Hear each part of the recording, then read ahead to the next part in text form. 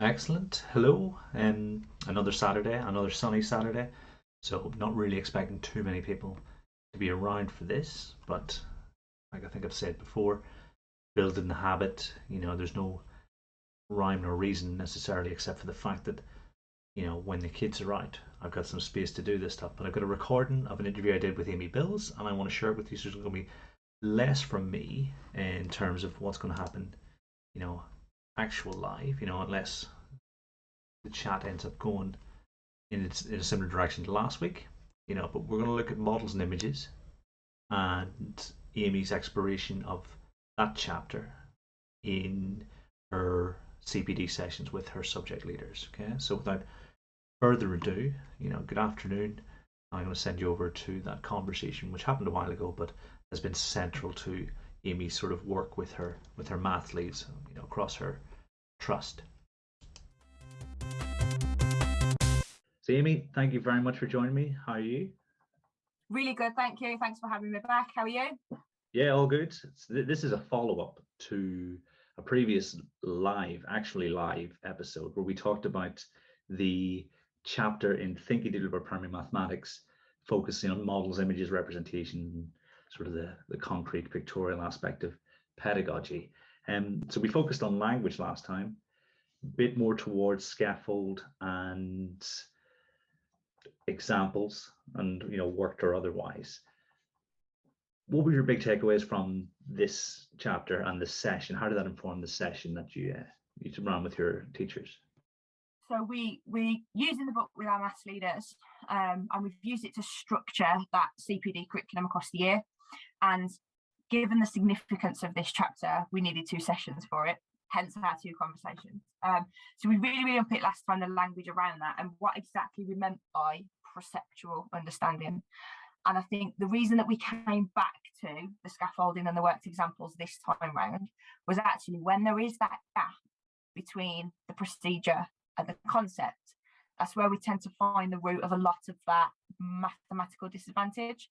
So what I didn't want to do was gloss over that with colleagues. And bearing in mind, when we're in these group sessions and we do them remotely, this is with our trust maths experts.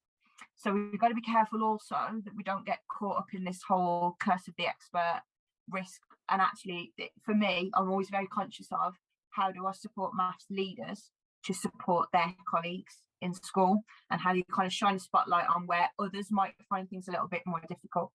And I think one of the things that we've seen is, because for the last 18 months, 2 years, colleagues have taught brilliantly, but they haven't been necessarily in that routine of in the classroom with their children, being able to move around, have a peek over the shoulder, that in the moment assessment for learning.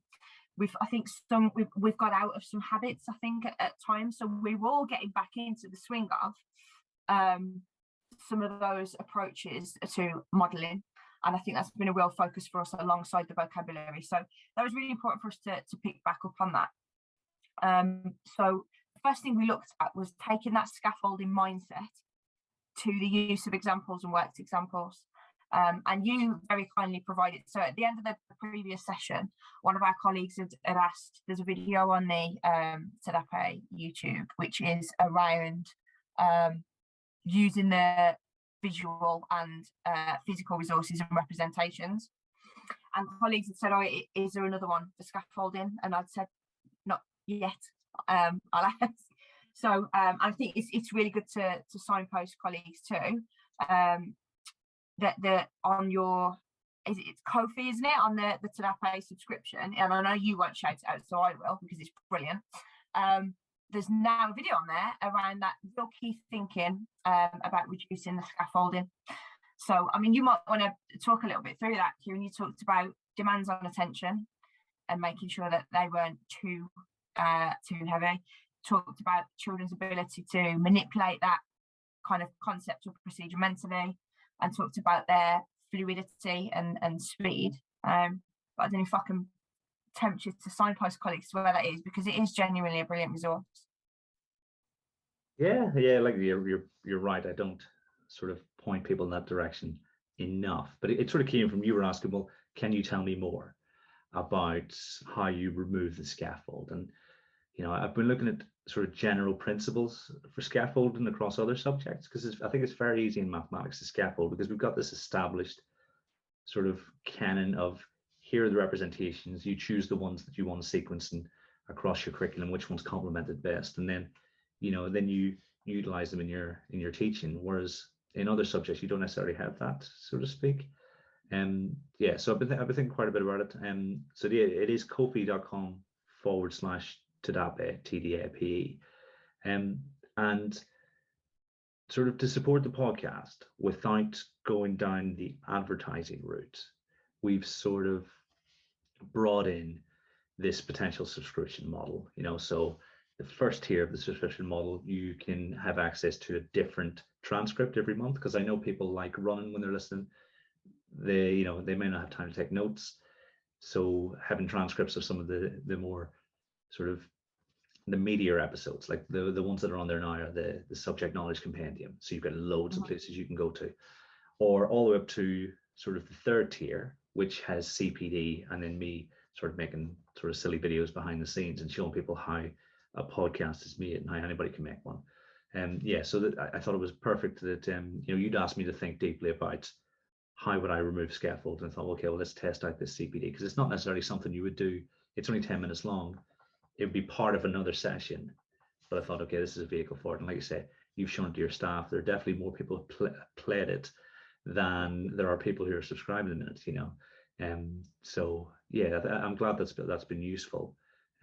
But it's just a case of, you sign up, and you'll have access to lots of things. For instance, this month I'm going to record my sort of Red National talk, because obviously I've given that talk at a few research eds. People want to be able to visit those research eds, for one reason or another. This is a way I can share a shorter version, so that people can sort of get the thing you do about primary mathematics. It's almost like the additional material. So I try never to repeat the book. I don't want the CPD to be me reading what people have already heard. So it's a case of, okay, here's how I might structure a CPD program, like you guys have done, based on what I know and what I couldn't include in the book, because I think it was 20,000 words over the limit when I submitted it. Never mind. Never mind having more stuff in there. Maybe that's still thinking deeply about primary mathematics in a couple of years' time. But I mean, we're certainly finding it really, really useful, because you, like I say, you sometimes you get that curse of the expert. You just want to unpick it just a little bit more, because what you want to do is to be able to narrate a process that might come very naturally to a really skilled maths teacher or leader, but actually might not yet come so naturally, for example, to an early career teacher, somebody in a new year group that's not taught that concept or that particular point in that curriculum progression before. And it's really been able to kind of unpick what comes before, what comes next, and how am I going to really carefully consider how to put that across, or how to support colleagues with that. So yes, it was really helpful. So we talked through that with scaffolding, and then what we moved on to look at was the EEF guidance, integrating evidence into maths teaching. And my initial thoughts with that was to use it as a prompt for discussion. There's some really good key questions in there. So we went straight to the making sense through modelling section to try and, as I say, build onto that thread that we were already kind of talking through around language, around scaffolding, and around using those models and images. And we talked previously about sometimes we can perhaps be at risk of shoehorning in to maths lessons some models and images because we know it's the right thing to do, or shoehorning in. And sometimes we can choose a less appropriate resource, a less appropriate model and image. And we'd really gone some way of in talking through that last time. So I thought it was important this time to kind of talk about, once we've selected the most important representation or the most appropriate one, or we've done that modelling, how do we narrate that thought process to the children? How do we maximise the modelling? And there's some really good questions in that EEF audit tool around the use of worked examples. So we took some time to talk through how regularly are we using worked examples in the classroom and how consistently across school. Does that include the full completed worked example? Does it include a partially completed worked example? And how do we make those decisions? You know, so we know that worked examples are helpful. We know that having them in different ways, as I've just described, is useful at different times. But how and when do we make those selections?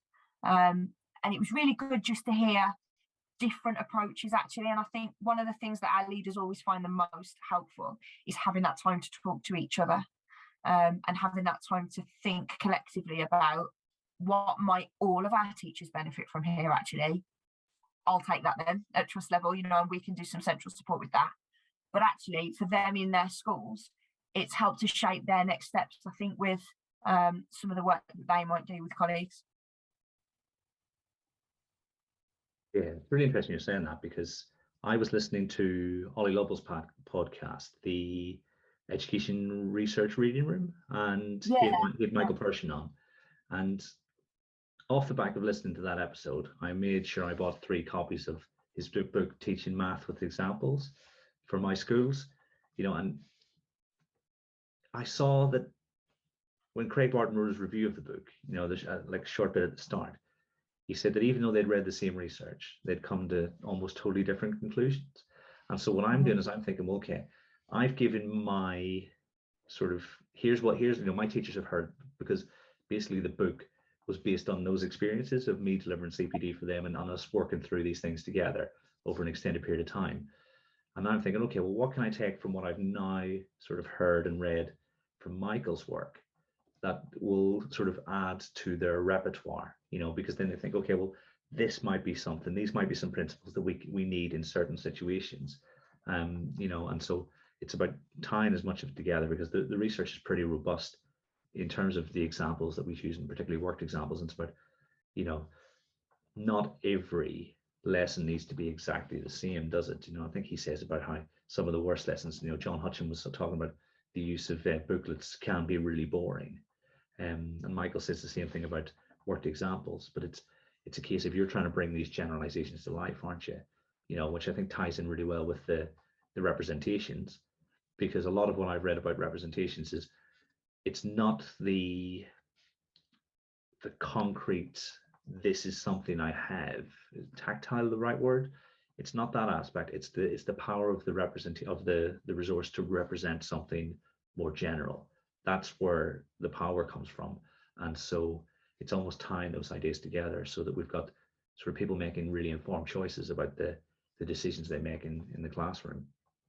Yeah, and I think when we went back and reflected on actually that gap that we talked about a while back in terms of the procedure and the concept, and actually sometimes that worked example scaffolds a procedure while the children are grappling with the concept, or maybe the scaffold helps them grapple with the concept and the procedure is something that's a little bit more consistent or embedded.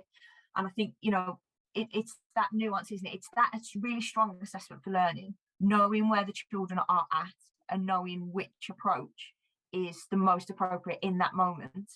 It might be that we're teaching something new, in which case that repetition and teacher modelling, leaving the children with a fully completed worked example, might be the best approach. But we also talked about actually the potential that a savvy use of worked examples would have in allowing, you know, it's really difficult, isn't it? I think it's such a common persistent problem, Ambition Institute would call it, wouldn't they? With the variety of ability in a classroom, and the fact that we use scaffolding now, I think, really skillfully to widen the point of access to enable all children to access what is being taught. But you will also contend with, there's always that group of children who you feel now are at that point where they are confident, they are mastering that concept, they are perhaps ready for a little bit of something more, but we're not racing through the curriculum and we're not shooting on. So actually, the potential for a worked example that's partially completed or completed incorrectly or has particular bits missing from it helps a teacher to develop a fresh opportunity for practice for some of those children who are more confident, while the same worked example presented differently might enable them to repeat some of that explanation or go over and teach a particular way with some students who are struggling.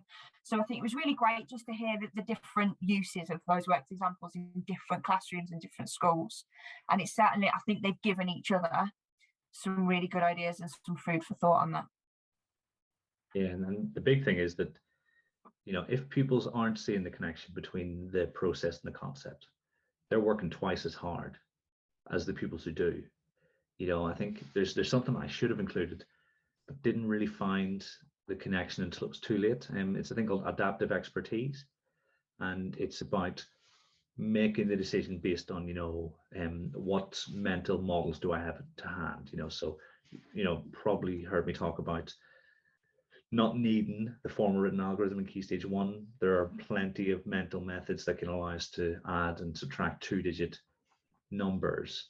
And adaptive expertise, I think, you know, paraphrasing, is when you know exactly which approach to take in a given situation.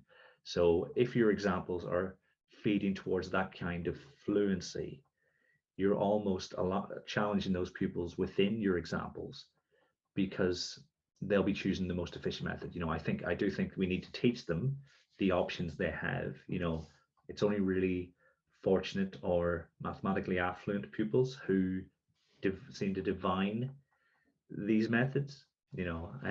But when pupils do have sort of the full arsenal at their disposal, then I think in your examples, and if you sequence your questions well, you can then push them further on without them having to do something additional. Like you say, different levels of prior knowledge and understanding, getting different things from the same question, the same example that's been chosen. You know, so I think, you know, in the long run, it's much better for pupils to be given that sort of diet, because then they don't have to work twice as hard. You know, what's the question they always have on SATs?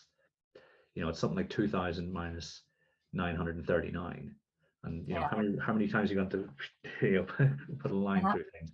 They're a mess. And also, this is the way that you can do this effectively. You know, it's that kind of thinking.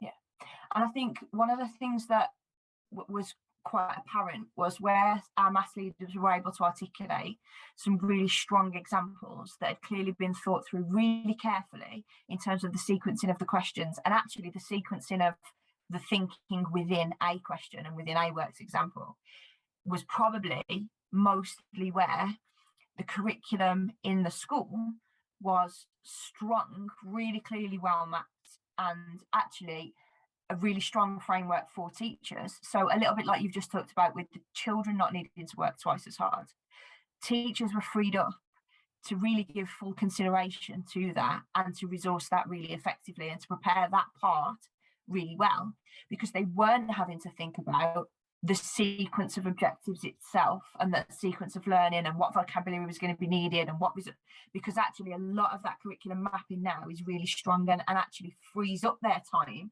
and their headspace to really focus on how to best deliver that particular aspect of or procedure.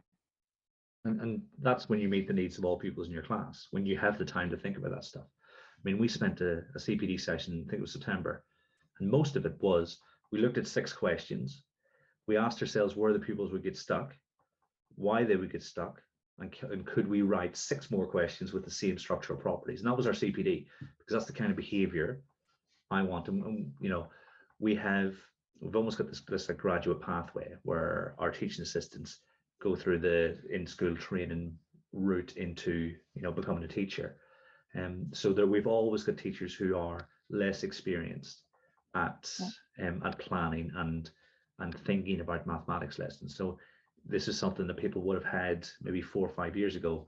Let's revisit this idea. And, you know, when people ask me, you know, do you have plans? Well, no, we've got a textbook, and that textbook is a living, breathing document. And we put post-it notes with those 6 questions because we've thought about in our PPA, right, this is where they're going to get stuck. We know why they're going to get stuck.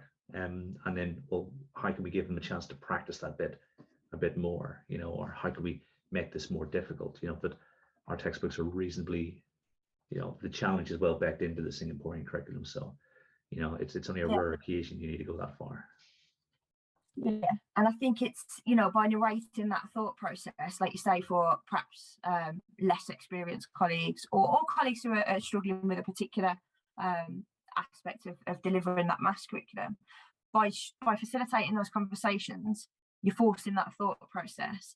But actually, by doing that repetitively, it becomes the natural thought process. And it's this exact same as when we narrate our thinking in modelling when we're teaching, isn't it? You know, what you eventually want is children to first of all hear your voice when they are thinking, but for that to eventually become their own voice and their own inner dialogue and their own kind of mapping out of what I know, and because I know that, I also know, and so I will approach this in this way, or this is the best method for me.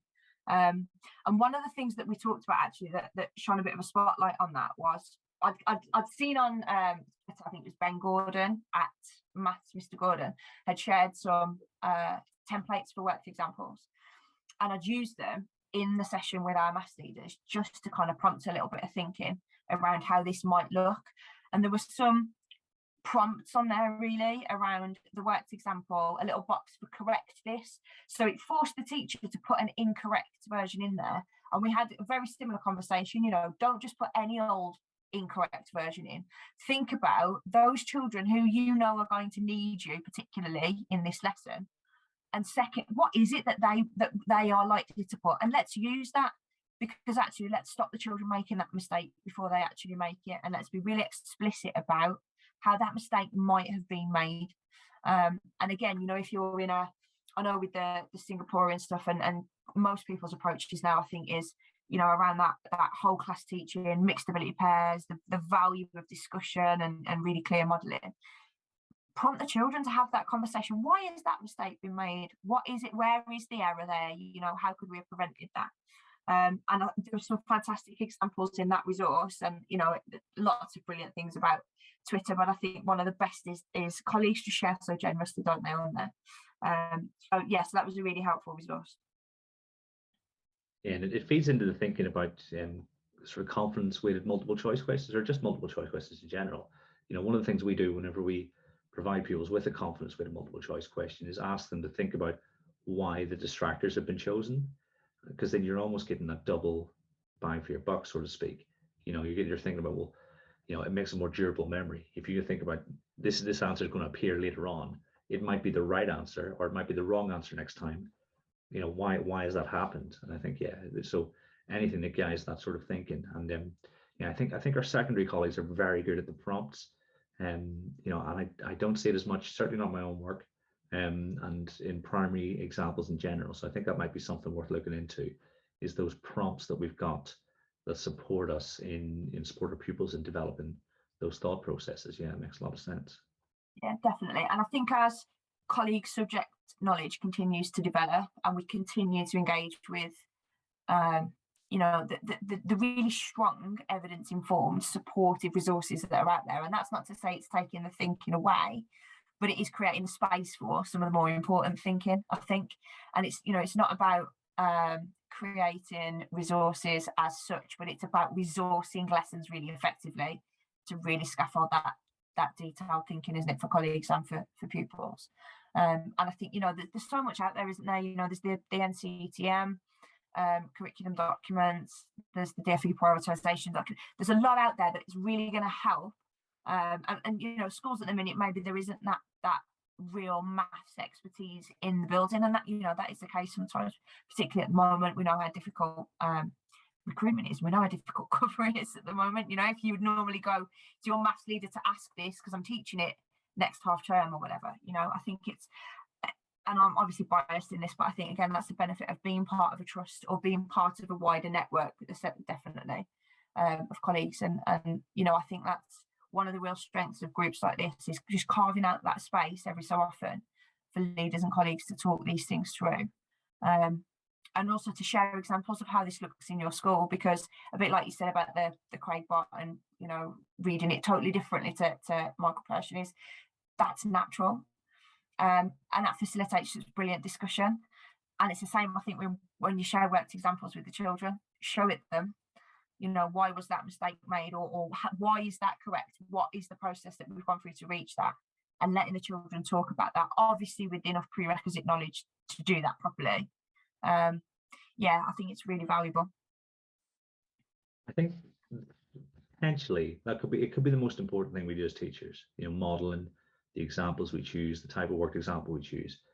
In terms of the craft of teaching, I think if you get that right, then the rest is almost even better. But the core of what we do is we explain things that other people don't know, and we try to help them develop as robust an understanding as possible. And so certainly whenever I'm working with our early career teachers or anyone who's new to the profession or wants to support themselves in sort of improving their maths game, I'm always thinking about this and the ideas that are connected to it, like being responsive. You've mentioned a few times about feedback and the information you're getting. You can tie this to those behaviors, because I think the next example will sometimes depend on what you've noticed as you've tracked errors across your room, or the responses you get on your mini whiteboards. You'll be looking around the class and saying, okay, the other day I had an example where everyone knew exactly, or everyone appeared to understand exactly what was being explained. And so as I was sort of stuck, I was like, well, okay, let's just skip ahead to tomorrow, or what was benchmarked in for tomorrow. But other times you can say, okay, I've got two children over here with a similar error. Let's make that the focus of the next example. Yeah, so I think it's really powerful. Yeah, and I think if that really strong modelling and really clear explanation is paired with really strong checking for understanding, checking every child, not just the child who you may have asked who shared their understanding. That's, I think, they're really, really strong foundations, aren't they, across the curriculum, but particularly in maths, obviously, because that's what we're talking about in a minute, for that really strong practice that is going to be really inclusive, that is going to meet the needs of all your learners, because that's going to make your curriculum accessible. And I think, like you say, it informs those, I was going to say minute by minute, but actually second by second decisions that teacher might be making at the front of the classroom during that exposition and modelling, that's going to tell them, absolutely, I'm going to move on. Or I thought I was going to remove part of this worked example, but actually I'm not. I'm going to talk through a couple more. And I thought I was going to remove this part of it, but actually I'm not. I'm going to take this part away instead. It goes back to, I think, what we were talking about with when and how to remove that scaffolding. And it's that same really carefully considered way of removing part of or all of that worked example, isn't it? What's next for your schools then, and your subject leaders in particular? What have you sent them off with a task before they reconvene? Yeah, so we're coming back together. We had to talk about this because we've looked at. I tried to take the same approach to CPD as we do to curriculum. So carefully sequenced, deliberately covering what will benefit everybody, and rooted in research and really high quality text. And what we'd actually intended to move on to, we actually changed, because we had a little chat about how things are going this year, and colleagues were talking about, and I think we briefly mentioned it this evening, is the range of abilities in that classroom and how that feels to be in some cases wider than ever, and how difficult it is sometimes to ensure that depth and challenge for every child at their relevant starting point. So we were going to look at your depth and challenge chapter a little bit later in the academic year, but we brought that forward, and we're going to look at that in our next session together. And you are very kindly joining us for one of our book club sessions. So we're hoping to be able to focus on a little bit of that with you, alongside some conversation around misconceptions. So that's next on the agenda for us. And then we just kind of shaped the rest of the year, like I say, with that curriculum mindset, but leaving us enough flex to respond to whatever might come up next time, and to always give colleagues some time within these sessions. I like to safeguard some of their time. I think it's a real privilege for me to have their company once a term and have them all together, because it means they're not in the classroom with their children, they're not in a staff room or in classrooms with colleagues. So we try and make sure that we absolutely make the most of the time and the expertise in the room. So we always put some time aside for them to just chat and just talk about what's going well, what are you wrestling with, can we help each other. That sounds fantastic. I'm really looking forward to joining you guys. I think all set to say is thank Yeah, you very much for joining me today. thank you for having me again. It's always a pleasure. I'll see you very soon. Thanks, Kieran.